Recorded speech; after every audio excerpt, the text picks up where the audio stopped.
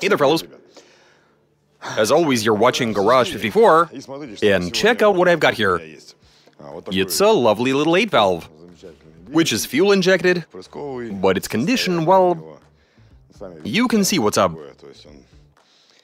It's been accumulating filth for years, and we haven't gotten around to giving it a clean and making it look nice. Now, we've been meaning to try this for a while. We've heard a bunch of stories, like, for whatever reason somebody's engine doesn't operate well, it smokes, burns oil, it's fully taken apart, every bit of it is cleaned, and then after reassembly it runs almost flawlessly. Now, as of recently, we've acquired a certain wonderful machine that we just cannot get enough of. Allow me to show it to you. Okay, so this right here is an aqua blasting machine. We've tried it out, and the results we saw were simply... they were nothing short of astonishing. And now we want to get each and every bit of that engine to look factory fresh. After that, we're going to reassemble the motor, do a compression test, start it, see how it runs. Whether it'll cease to, it is early to make predictions. Let's start it now to see if it smokes, what it does, and get a baseline for comparing the engine before and after. Yum! Instead of breaking stuff, we're going to be restoring an engine. Doing a full engine detailing, so to speak. Let's do this. Cleaning each and every engine component, what will happen? Translation and voiceover by BMI Russian.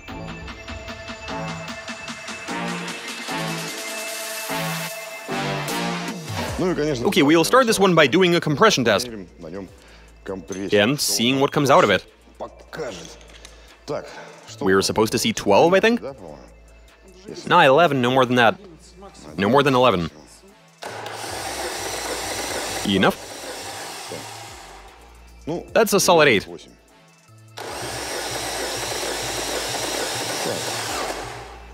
Same for this one. Hit it.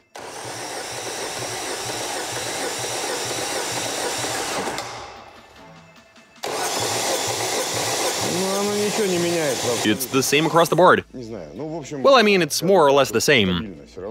In here it's about 8. And now it's all a matter of getting everything clean.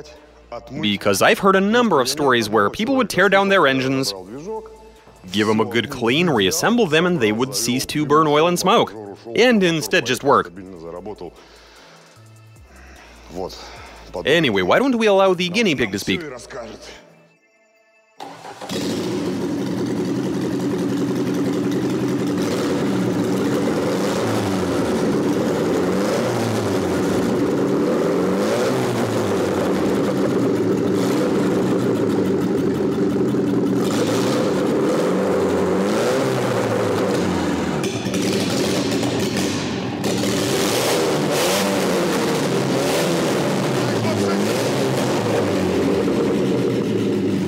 Turn it the hell off. Yeah. It appears as if... wow, this was quick to warm up. You saw it all, there's nothing to even comment. We saw white smoke, black smoke, everything you'd want to see. But it's gonna get torn down anyway, and we'll see what condition the internals are in.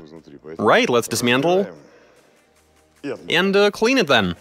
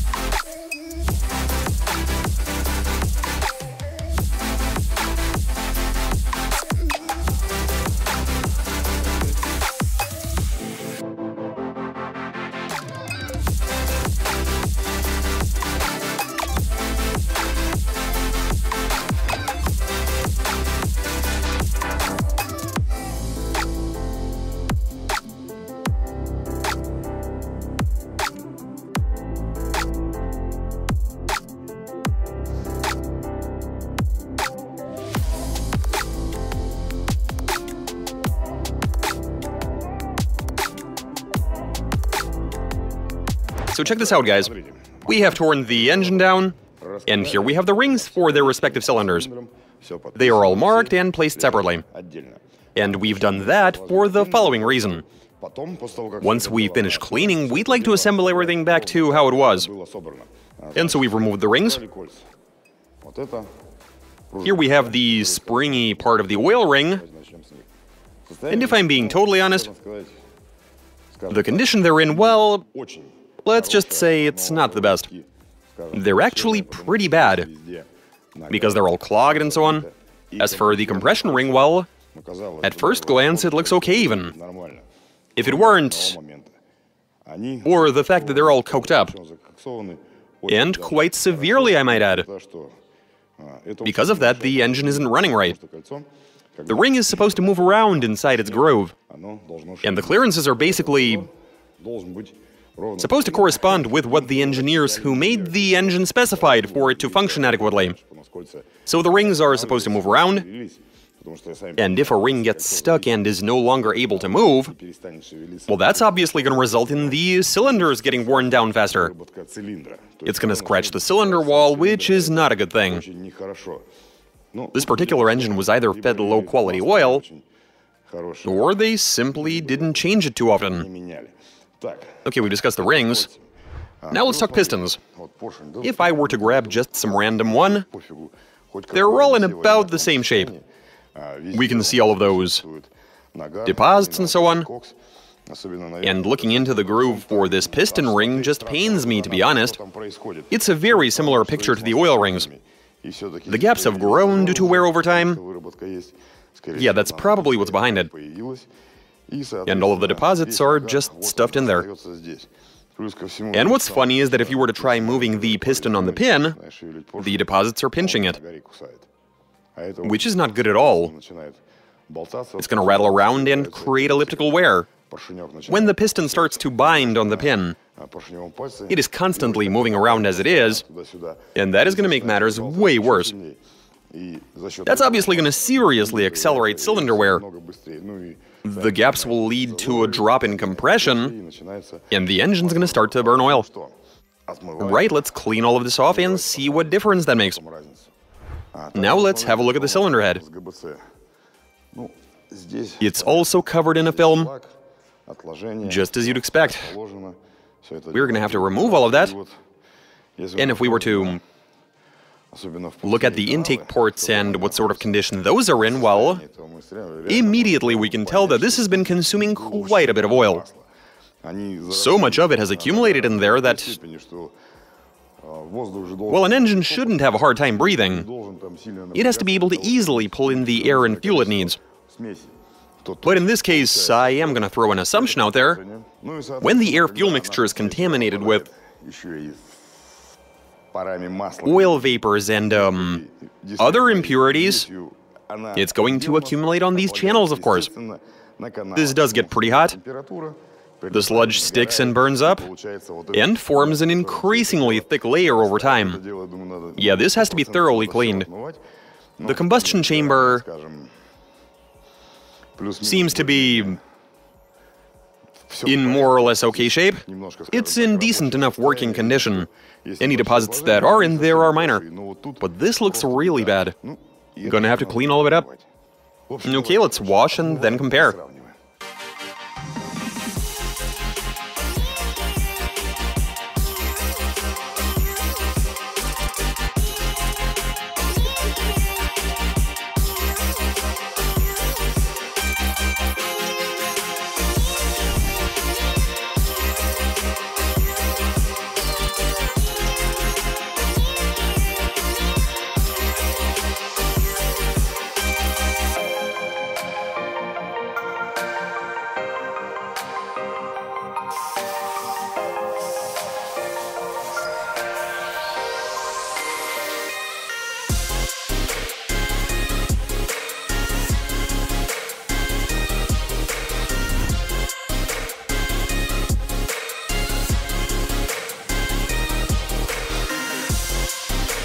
Made in Russia.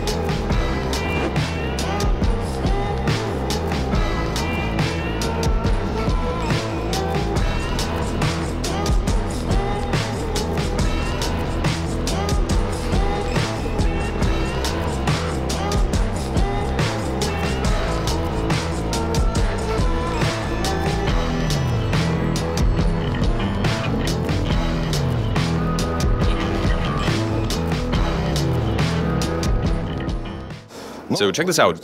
Here we have the fully disassembled engine, and all of the parts are now clean. I'd imagine a lot of them didn't look this good even when they were new. Most of this, of course, was cleaned by means of aqua blasting, but for some of this we did use like brushes, toothbrushes, knives and so on. But we're done. It's all laid out here and ready for final assembly. Let me just remind you that we are not rebuilding this engine. All we did was clean it, to make it nice and fresh. And from what we've heard, it should work at 107% capacity. So yeah. Let's piece it together and see whether this made matters better or worse. We'll find out in 5 minutes. Let's get to it.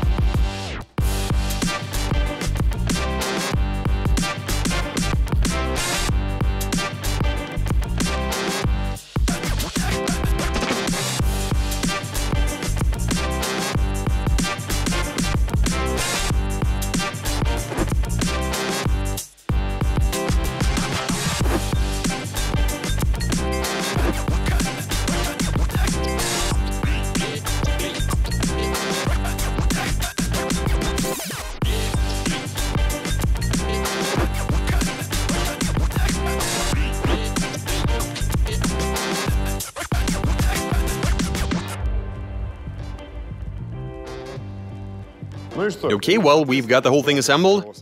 We've hooked up everything we needed to. Now it's just a matter of starting it and conducting a compression test to compare the results to the one we conducted prior to dismantling it. So we start it, see if it smokes, let it cool off, and just like the first time, we do a cold compression test. And that'll tell us whether this is a viable way to restore an engine or not. Now, I should admit that we've replaced the seals and gaskets because the old ones were unusable. But then, I mean, they wouldn't have really affected engine operation anyway. On top of that, you would have seen us while grind the valves. Obviously, we adjusted them in order for the engine to run properly. We've replaced the valve stem seals because the old ones were not salvageable. If rubber is hard, that means it's garbage. Now, the eagle-eyed viewers might have noticed that certain parts we did have to replace, them being beyond repair. But those have no serious effect on engine operation anyway. If you noticed what exactly we replaced, let us know in the comments. We have a few imposters here, yeah. Okay, now it's just a matter of firing it up. Запустить.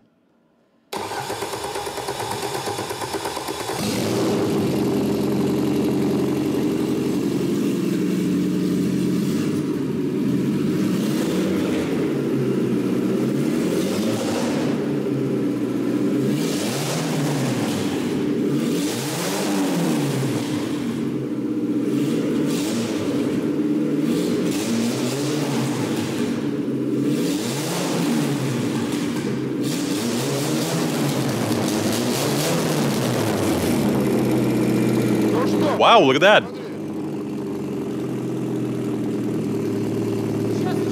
Nah, dude, switch it off. Hopefully it didn't overheat. We poured in some coolant. Oh, you did? Of course. But the system is short-circuited.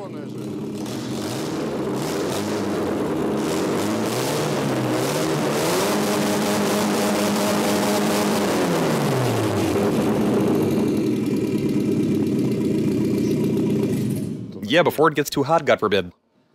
Look at that, the results are immediately apparent. Where's the smoke screen? There is none, and you can breathe inside the garage. After it ran for a little bit. The first time you would have seen how it... I told you it'll get hot. Doesn't take long. Okay, well, no worries, I guess. It definitely hasn't overheated. No smoke. And that is just... That tells us that something has changed in there. Without a doubt. Okay, well... There is no smoke, the engine runs correctly. Yeah, and that is good. Maybe it's down to the fresh oil? Should have poured the old oil in. It's a joke. Who's really gonna pour old oil into a fresh engine? That could have been the cause. It was runny like water. Shrugging here, but the point is the rings are free to move, and everything is working as it should. It no longer smokes, which is good. Now we just have to wait and, well, it's already evening. We can leave it until tomorrow to cool, and we'll do a compression test.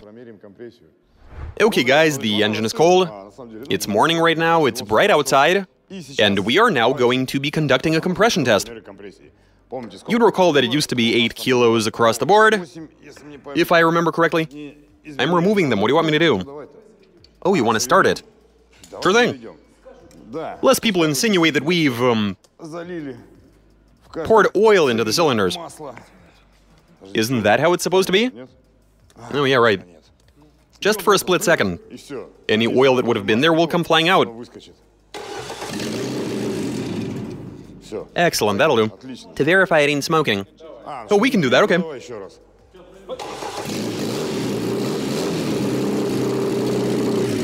Yeah, switch it off before it gets warm, because somebody will definitely accuse us of foul play. You see, everybody's so worried that people are going to be accusing us of lying. And hopefully we do see positive changes, as opposed to nothing changing at all. If nothing does, that'll kinda suck.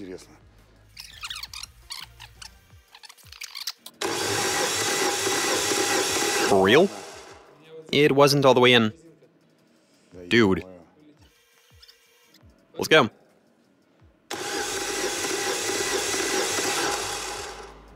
That's a solid 11. Even a bit more. Even slightly more. We're seeing 11 kilos. Not bad. Compared to 8, that's fantastic.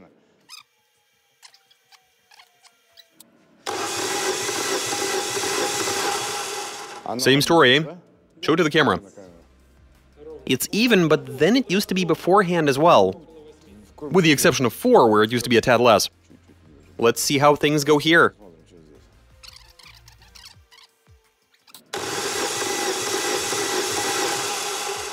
$11.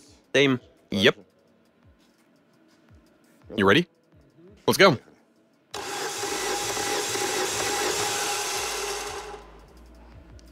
$11. There you go. Those are the results, and that is just splendid. It used to be 8, and without rebuilding the engine, we got it up to 11. And that's what a brand new engine would be showing. That's a new engine, yeah. So this one wasn't all that bad, apparently. It was alright, aside from all of the deposits and coking up and whatever. Yeah, and those are the results, guys. We've cleaned a lot of these parts using the aqua blasting machine, which we still just cannot get enough of. It is such a cool thing. Now, we did have to replace some gaskets, the valve seals,